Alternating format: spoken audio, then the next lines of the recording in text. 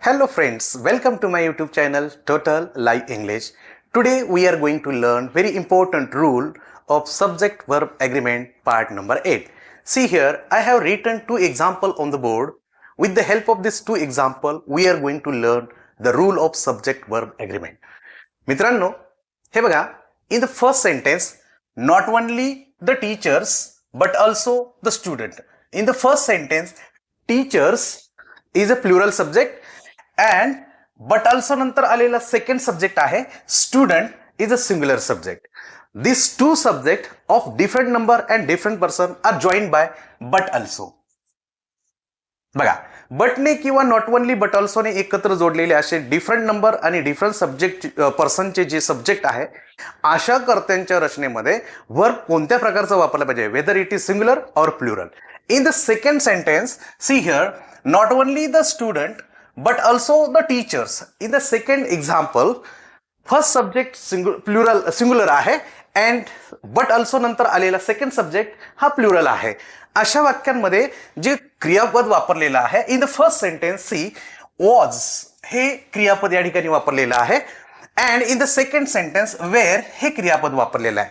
हे कसं त्या ठिकाणी चेंज झालं सिंग्युलर प्लुरल मध्ये, तर ह्याचा रूल आहे if two subject of different number and different person are joined by but or not only but also in such a structure verb is used according to the second subject. आता मग ह्या पहिल्या वाक्यामध्ये second subject कोणता आहे, student आहे. Student is a singular subject, त्याचमुळे इथे वर्ब सिंग्युलर वॉज हे आलेलं आहे.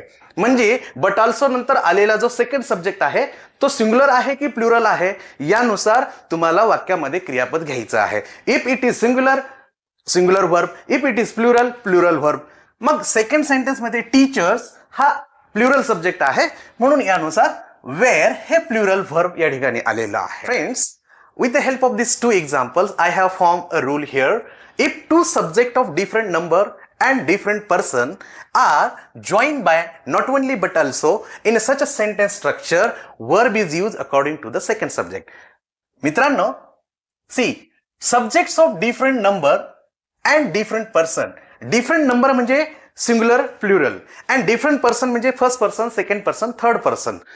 हे अशा प्रकारचे सब्जेक्ट्स जेव्हा नॉट ओनली बट ऑल्सोने एकत्र जोडलेले असतात तेव्हा अशा वाक्यातील क्रियापद हे सेकंड सब्जेक्टच्या नुसार घ्यायचं आहे. म्हणजे बट ऑल्सो नंतर आलेला जो सब्जेक्ट आहे त्यानुसार त्या वाक्यातील क्रियापद येणार आहे. मग अशा वाक्यामध्ये बट ऑल्सो नंतर subject is singular, then verb must be singular. If subject is plural, verb must be plural.